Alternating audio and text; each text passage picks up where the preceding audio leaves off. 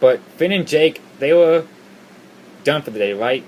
In the evening, they were playing video games the rest of the evening, and by the time they went out for a walk and came to a came to railroad tracks to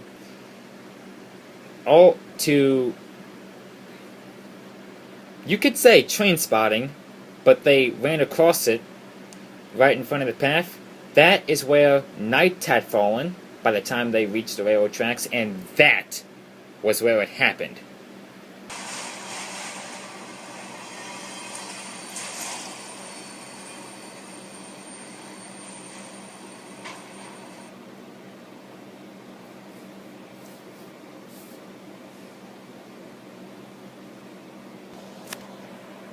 I think we've done enough for one night.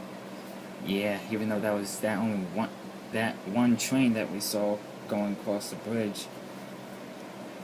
Let's get back home so we can get slumber for work tomorrow.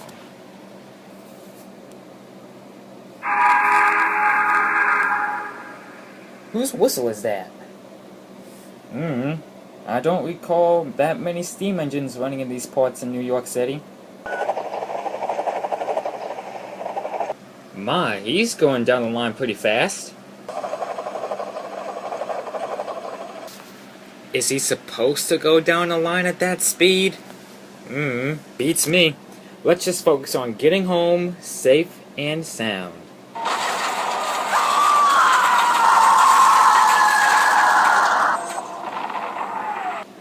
Oh my... Dude! Did that sound like a train crash? It most certainly did. It was a passenger train too. We need to get down there, and fast!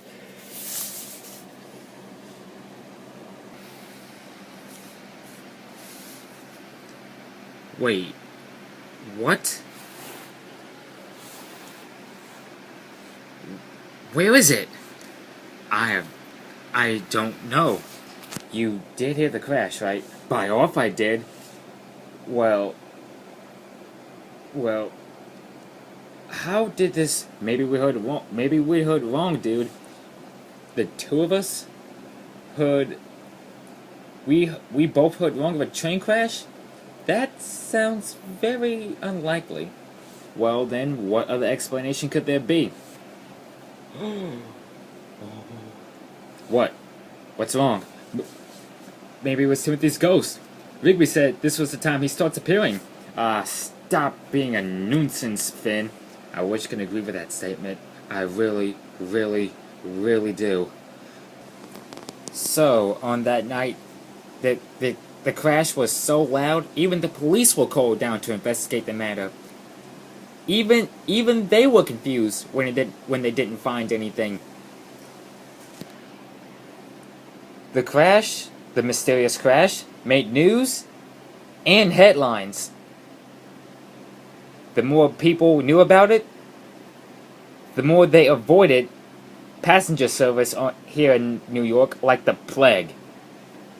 A few other engineers experienced Timothy's ghost as well during the night.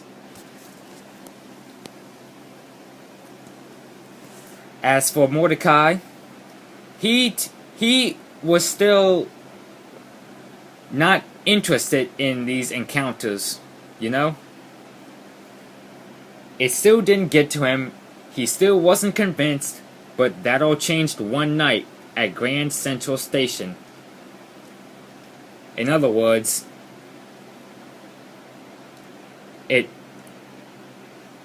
Mordecai was still not convinced until his encounter, as well as Benson's.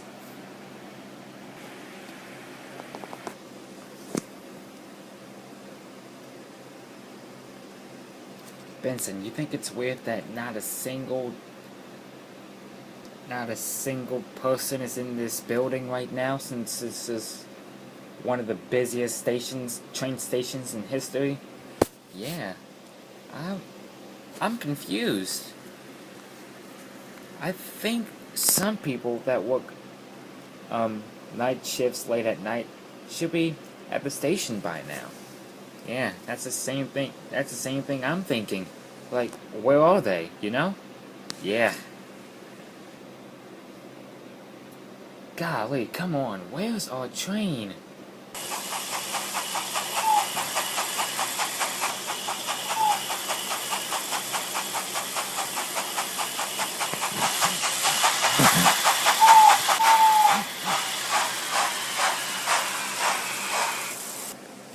Hey, what's going on here?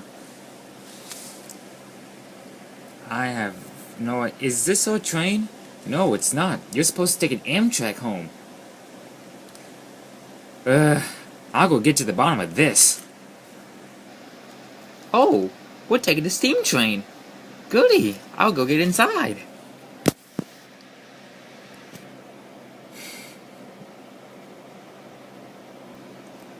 Notice that engine has a face, Mordecai. Yeah, I saw, Benson. I must say that I don't know what it is, but something looks strange about this train. Hey, excuse me. Who are you? Where'd you come from? And who gave you clearance to stop here? Hey, I'm talking to you, mate.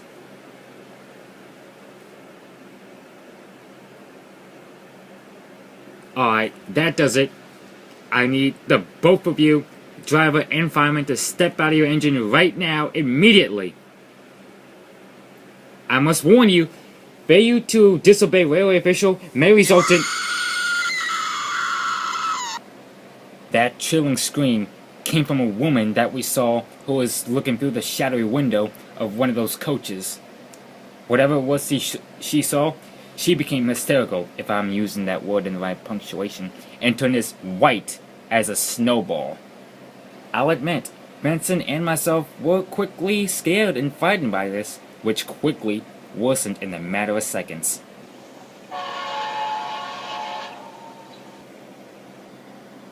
Uh-oh. There's going to be a collision. Let's get out of the way.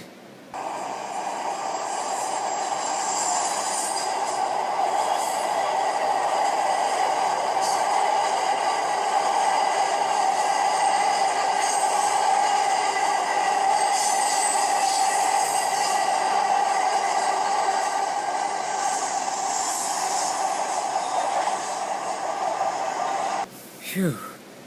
Glad we avoid...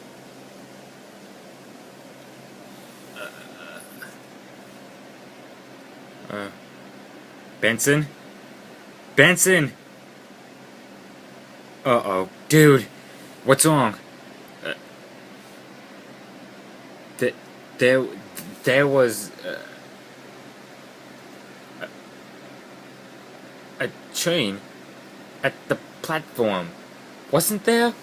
Yes, there was. And then, once that Amtrak, which was our train, passed by, there wasn't. That's correct. I don't know how, Benson, so please don't ask. Watch that mouth. Did we just see a ghost, Mordecai? We must have. So it's true. Timothy's ghost holds the line. I can't think of anything else. I owe Rigby an apology. If you ask what happened to the woman at the station that was getting into the train, in fact, she didn't even move an inch after that fight, especially when that Amtrak train rushed by and the train vanished into the steam engine. The steam train vanished into thin air without a trace. I even got chills down my spine telling you this, but she was sent to an insane asylum. Ooh. So, after we got back home at the park, I rounded up the gang for a meeting to figure out what's going on, what can be done, how the situation can be solved, and that kind of stuff. Alright, quiet down, everybody. So, why are we here again? Belt up, SpongeBob. Thank you, Rigby. So, The reason why I gathered each and every one of you for this meeting is because this ghost has been terrorizing Grand Central Station and other parts of the railway parts in New York. And we're here to discuss what can be done. Oh, by the way, Finn, Jake, about the engine you saw the other night. What did it look like? Big, gray, and had a extended, the water tanks,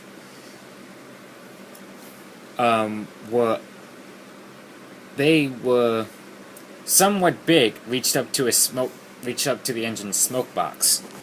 Really, Finn? Yes, Jake. Yes, Rigby. I'm telling the truth here. That doesn't sound like Timothy to me, because it wasn't Timothy, Rigby. Sure, he was gray and silver, and had the number 0 on his side tanks. But as for those side tanks, they were nearby the smoke box, not really close to it. So, in other words, the engine Benson and I saw at Grand Central did not match that description. Does this mean we have another ghost wandering around the railways in the state, Benson? No, BMO.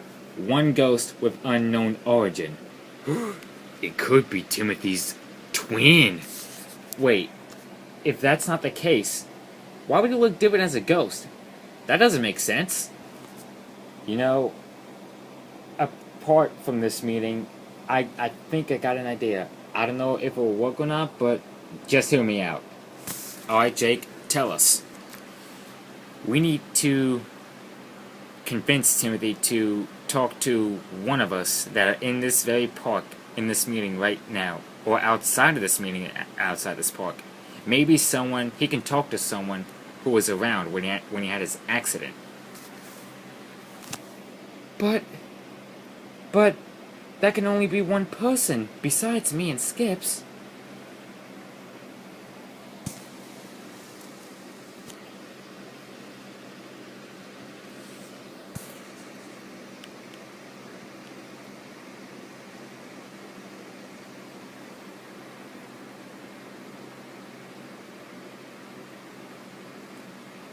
There is no way in Jose he's going to go for that. Are you out of your blooming mind?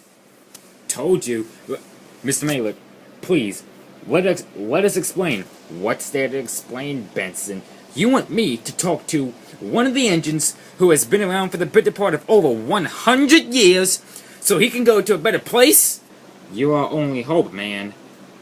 You must give him positive feedback while you two are talking and communicating, after all, for the first time after all these years. I think that's one of the reasons why you crashed. What do you mean? The controller that was at the railway. I met that man one day. He was rude to me. He was rude to Timothy. He was even rude to me on the phone at the park one day. It was around 1914, late 1914 or early 1915. I don't remember the exact date. Which is why I'm so unwilling to speak to him. You think he might be holding a grudge against you? Exactly! What if he tries to possess me or take me or something? Like I've said, you're our only shot and our only chance. Without you, or your help, there might be H-E-L-L. There might be H to pay for all eternity for each and every train engineers, not to mention the passengers, if you don't help out. Alright, I'll do it. For real? Yeah, Finn is right. I must overcome my fears and stop this madness. Mr. Maylard, are you okay? I'm only